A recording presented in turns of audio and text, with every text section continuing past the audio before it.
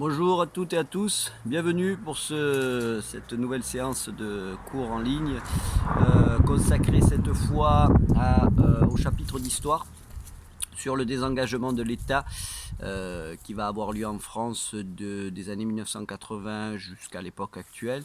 Alors avant de commencer la correction des questions qui vous étaient proposées pour aujourd'hui, quelques mots pour un petit peu mettre en perspective la situation française par rapport à ses homologues des pays européens. Ses homologues européens, pardon.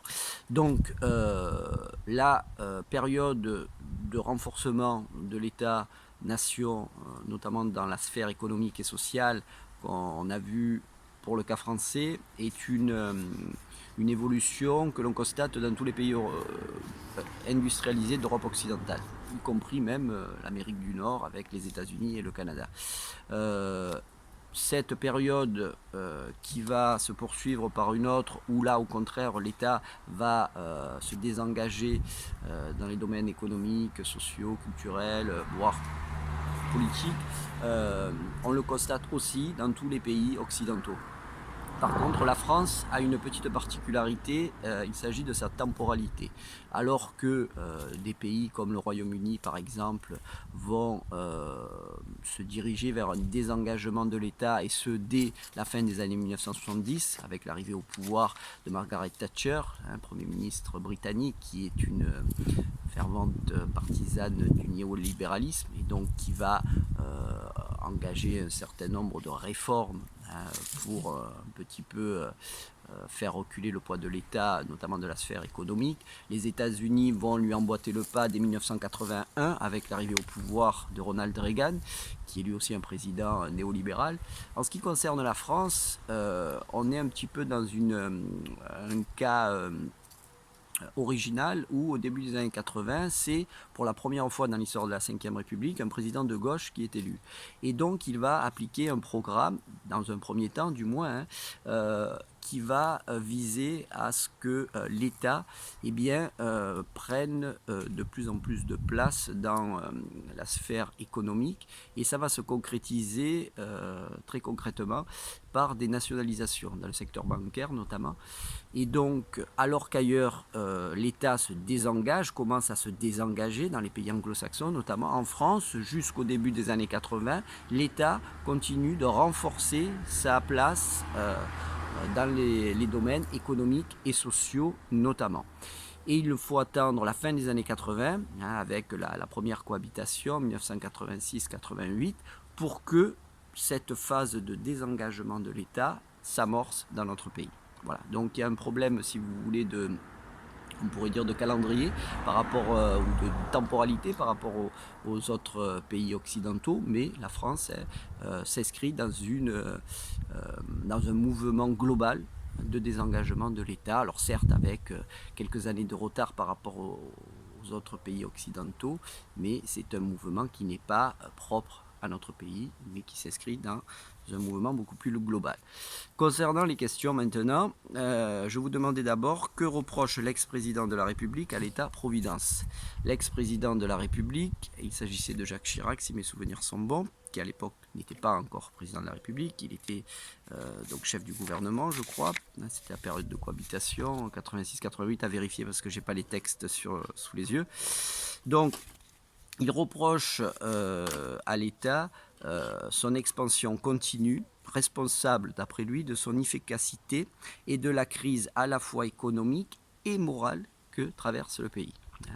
Donc, ça veut dire que, comme tous les libéraux, car Jacques Chirac est un libéral, il considère que l'État dans le domaine économique est contre-productif, parce que trop présent, de par sa lourdeur administrative, de par ses effectifs beaucoup trop importants par rapport au secteur privé, qui fait que ces entreprises publiques ne sont pas, d'après lui, compétitives, aussi compétitives que les entreprises privées. Mais en plus de ce handicap d'ordre économique, d'après le président, il y aurait aussi cette lourdeur, cette prééminence de l'État serait responsable de la crise morale que traverserait le pays. Alors là, il faut lire un petit peu entre les lignes. À travers cette expression de crise morale, il faut déceler un petit peu le reproche qui est fait, là aussi souvent par les néolibéraux, à l'État-providence en quelque sorte, hein, qui consiste à dire que par des aides sociales qui sont disproportionnées, trop importantes, eh bien, l'État se rendrait responsable finalement d'une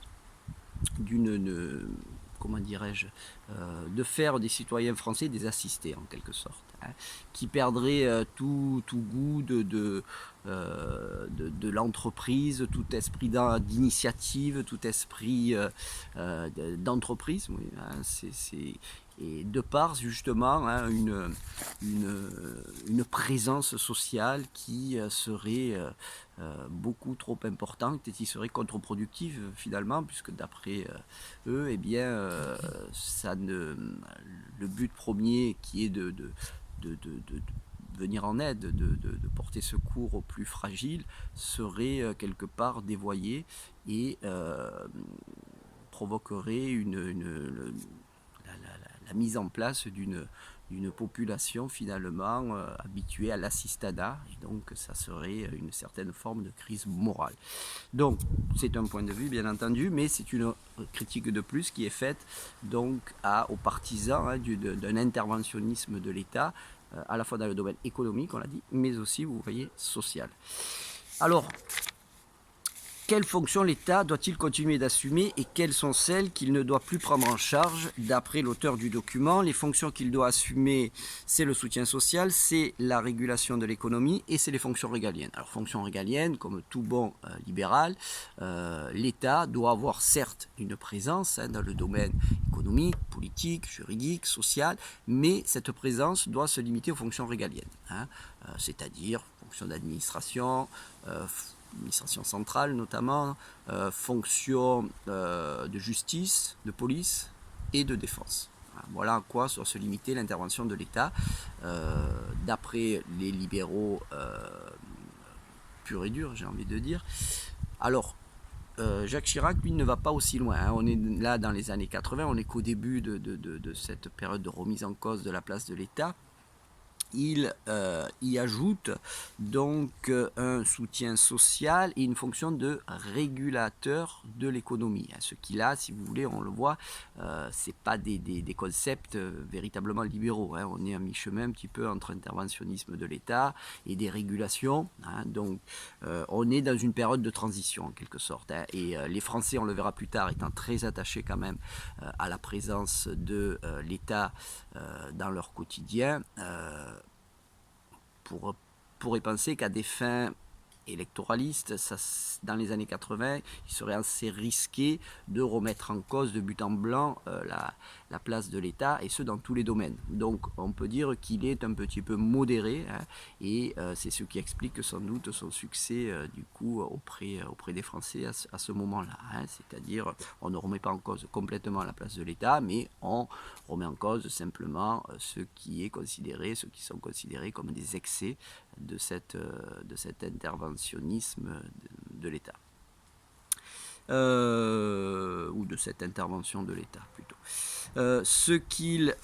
Les fonctions qu'il faut abandonner, en revanche, d'après l'auteur du document, c'est, je le cite, l'État producteur, l'État entrepreneur, donc en gros ça signifie toutes les entreprises publiques, hein, il faut les privatiser, hein, c'est ce qui est dit indirectement. Hein. Il faut abandonner aussi ce rôle d'État interventionniste, hein. C'est donc un État qui va être interventionniste par le biais aussi de lois, de normes, de statuts, hein, qui, pour les libéraux, sont des entraves au développement d'une économie libre et non faussée, hein, et qui sont des entraves du coup aussi à la compétitivité de l'économie française.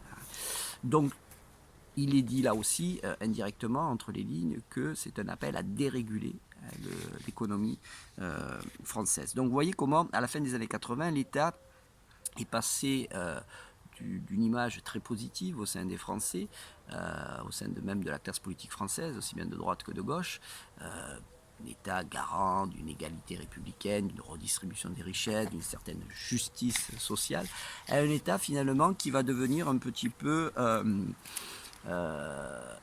inefficace, coûteux, hein, et responsable finalement de tous les maux, hein, de cette France en crise, hein, qui est donc cette nouvelle conjoncture à partir de la fin des années 1970. Alors, troisième question. Donc l'État va progressivement se désengager, hein, notamment dans le domaine économique. Comment se manifeste ce désengagement? C'est la question qui était posée dans la troisième question.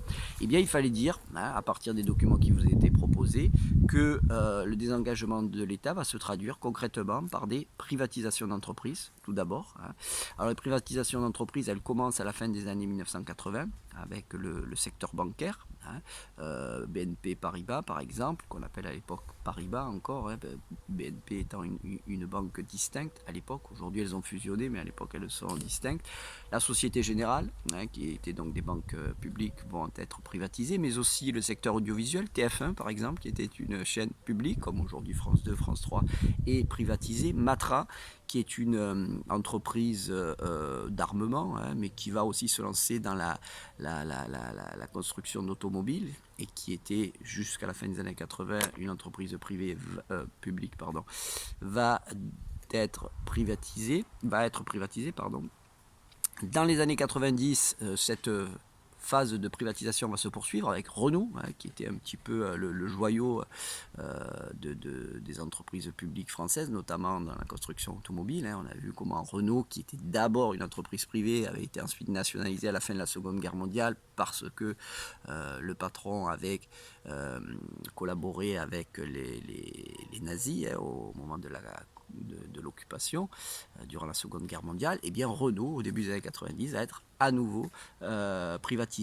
De nouvelles banques vont être privatisées. Bon, je parlais tout à l'heure de Paribas. BNP, hein, cette fois-ci, va être privatisée au début des années 90. Des industries aussi, spécialisées dans la sidérurgie, comme Usinor-Sarcilor, hein, qui va, c'est une entreprise qui n'existe plus aujourd'hui, mais qui va donner notamment, qui à l'époque possède des usines qui vont être par la suite rachetées, par exemple par Arcelor, hein, en ce qui nous concerne dans la région.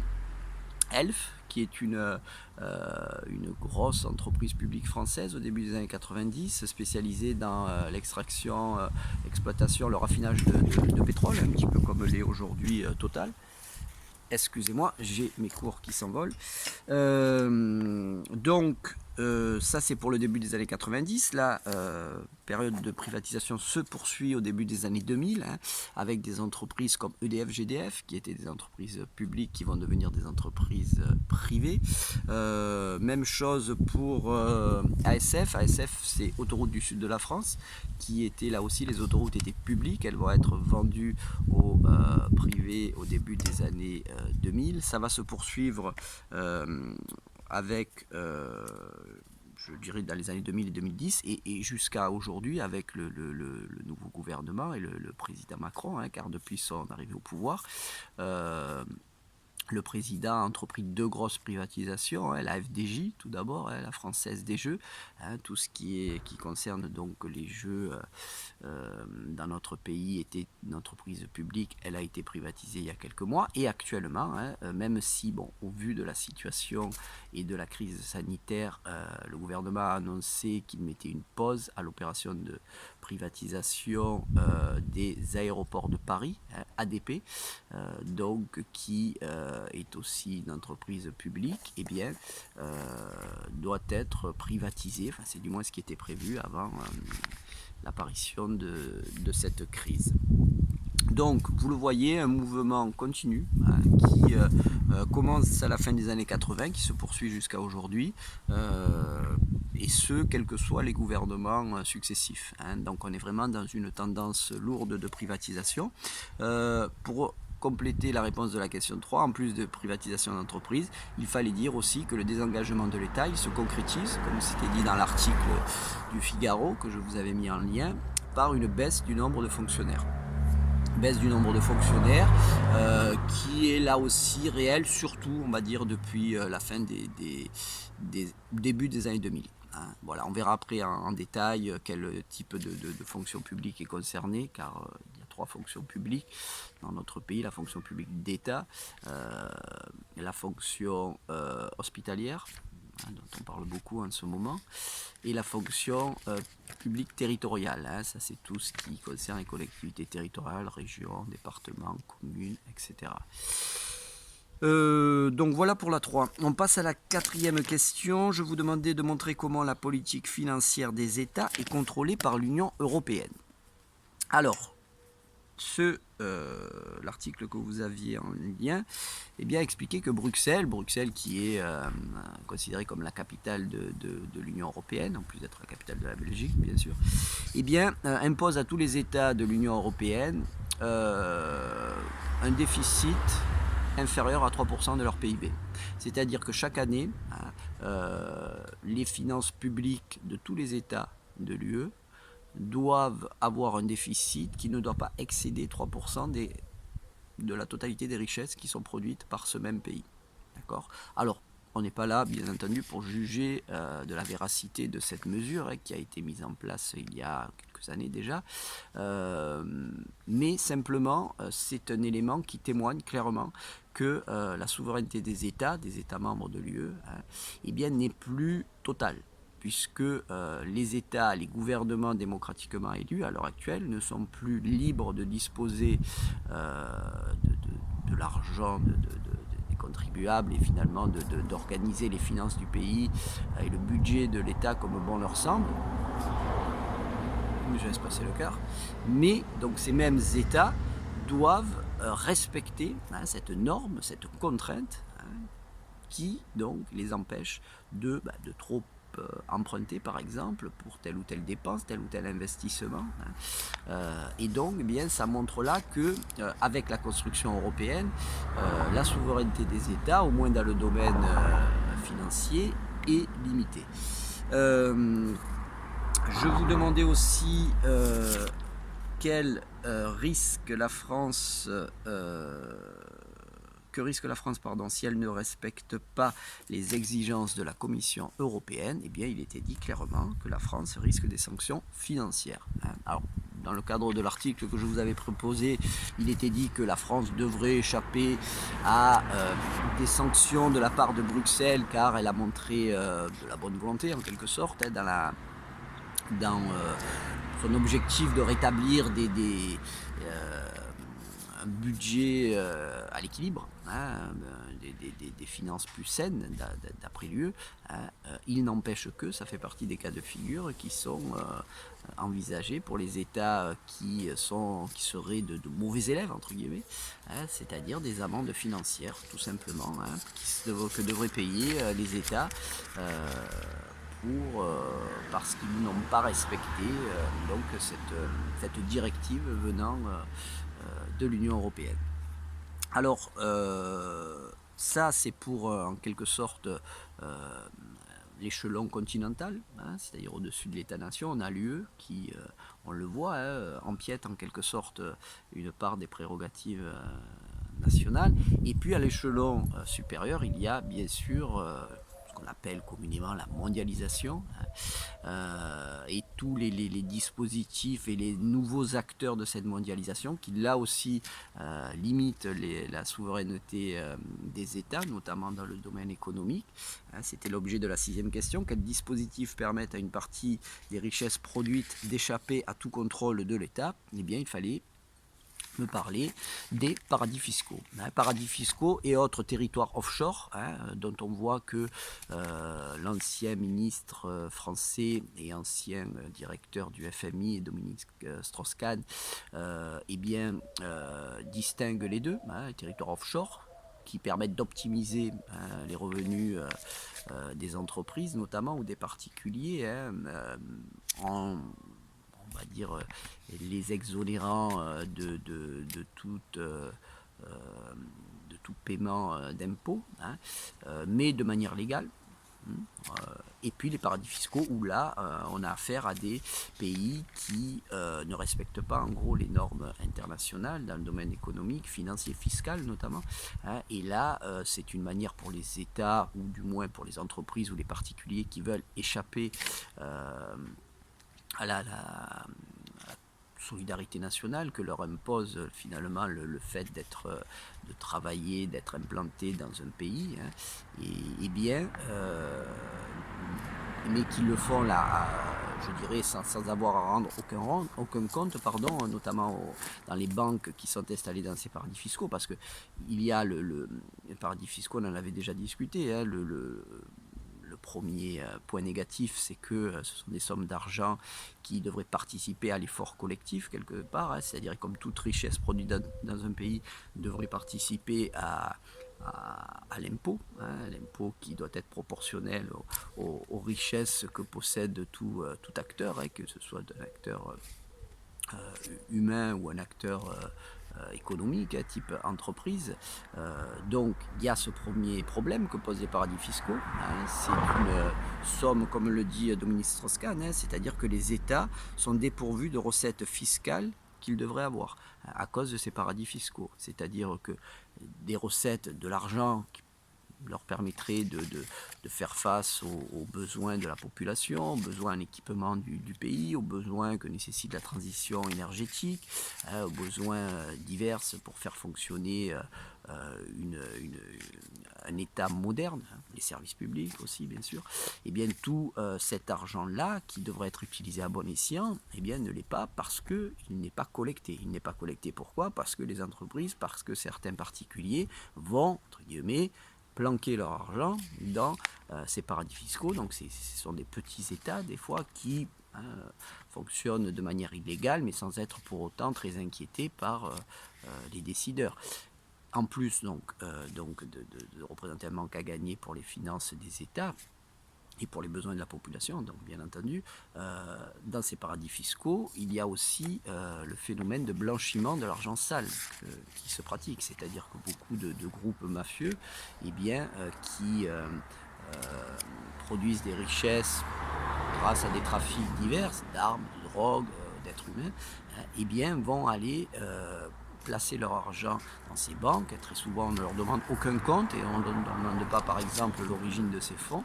Et donc, ça pose vraiment un double problème, à la fois économique, vous voyez, et moral, on pourrait dire. Hein. Donc, ça, c'était pour la question 6. Ensuite, dans la question 7, je vous demandais dans quel domaine l'État abandonne-t-il une partie de ses compétences aux collectivités territoriales. Alors, avec cette question, je voulais vous montrer que les prérogatives de l'État, elles sont empiétées, elles sont diminuées des deux bouts, si vous voulez. Hein. Si je devais un petit peu faire un schéma, alors bon, je vais essayer de le faire avec une feuille. Donc, on peut dire que on a l'État qui est au centre, d'accord? Donc l'État et toutes les prérogatives, les pouvoirs, les compétences de l'État, depuis une trentaine d'années, sont amoindris. Sont amoindris par quoi? Eh bien, par des acteurs nouveaux qui vont agir à différents échelons. Hein. On va avoir, je reviens un petit peu à l'image, donc les échelons supranationaux, hein, c'est-à-dire ce qu'on appelle communément à la fois la mondialisation, d'accord, donc qui va agir au-dessus de l'échelon national, mais aussi entre l'échelon mondial et l'échelon national, on a bien sûr l'échelon continental, donc c'est l'UE, d'accord, donc des pouvoirs, une mise en concurrence en quelque sorte de l'État avec l'échelon supérieur, avec les acteurs de la mondialisation, y compris les acteurs, on l'a vu, illicites, comme les paradis fiscaux, mais on aurait pu prendre d'autres exemples, comme le FMI, comme les différents acteurs des différentes places boursières.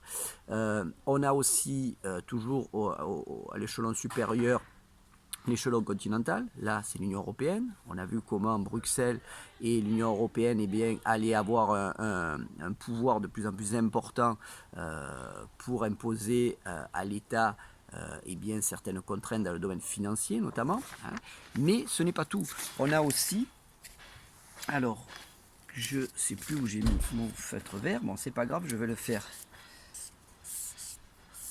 au bleu. Donc les collectivités territoriales. Les collectivités territoriales qui sont certes à l'échelon inférieur, d'accord, en dessous de l'État, on est là à l'échelon local, l'échelon départemental, l'échelon régional, mais dans tous les cas, eh bien, nous avons là aussi de nouveaux acteurs qui existaient déjà bien sûr avant les années 80, mais dont les pouvoirs, dont les prérogatives vont être renforcées. Elles vont être renforcées notamment par toutes les lois de décentralisation qui ont été votées en France depuis 1982 et qui ont visé à renforcer de manière plus ou moins importante les prérogatives de ces collectivités territoriales, de ces acteurs tels que les régions administratives, les départements ou les communes. Alors, donc pour un petit peu faire le point sur ces prérogatives qui vont donc être données progressivement aux collectivités territoriales depuis une trentaine d'années. On peut dire que c'est dans les domaines du transport que ces actes de décentralisation vont se manifester, par exemple concrètement les TER, les trains express régionaux, dans la région PACA, sont gérés par la région, tout comme un certain nombre de compagnies de bus, qui sont gérées, elles, plutôt par le département. On a aussi, dans les domaines politiques, que ces acteurs locaux vont avoir de plus en plus de poids. Par exemple, nous avons désormais des élections régionales pour élire les conseillers régionaux, ça n'existait pas jusqu'à une époque relativement récente. Nous avons ces acteurs politiques qui vont avoir de plus en plus de prérogatives dans le domaine environnemental, dans le domaine du développement durable, dans le domaine du tourisme, dans le domaine social, dans le domaine fiscal, les impôts, à côté des impôts nationaux que vos parents doivent payer à l'État, eh bien, ils payent des impôts locaux, à la commune par exemple. Et autre domaine dans lequel ces collectivités territoriales ont vu leur pouvoir se renforcer, c'est dans le domaine scolaire, bien entendu. Et là, c'est vrai pour tous les échelons de ces collectivités territoriales, puisque vous le savez, désormais, les lycées sont gérés par les régions administratives, les collèges par les départements et les écoles par les communes. Donc, voilà quelques exemples, quelques domaines dans lesquels donc se vérifie le désengagement de l'État, mais au profit non pas cette fois de la strate supérieure, mais de la strate ou de l'échelon inférieur. On en vient à la dernière question, la question donc qui était: le retrait de l'État suscite-t-il des résistances? Eh bien oui, c'est vrai là aussi dans tous les pays, mais c'est encore plus vrai dans notre pays. On avait des documents qui vous montraient qu'une frange importante de la population reste très attachée à la fois à la souveraineté de l'État. On avait notamment le refus des Français lors du référendum de 2005. C'était un référendum qui proposait à ce que un projet de constitution européenne qui visait justement à ce que l'échelon européen ait davantage de pouvoir au profit donc de l'échelon de l'État national, dans le domaine politique, dans le domaine économique, dans le domaine social. Eh bien, les Français l'ont rejeté. Donc ça prouve que ce recul de l'État, une part importante des Français n'y sont pas prêts, ou pas complètement.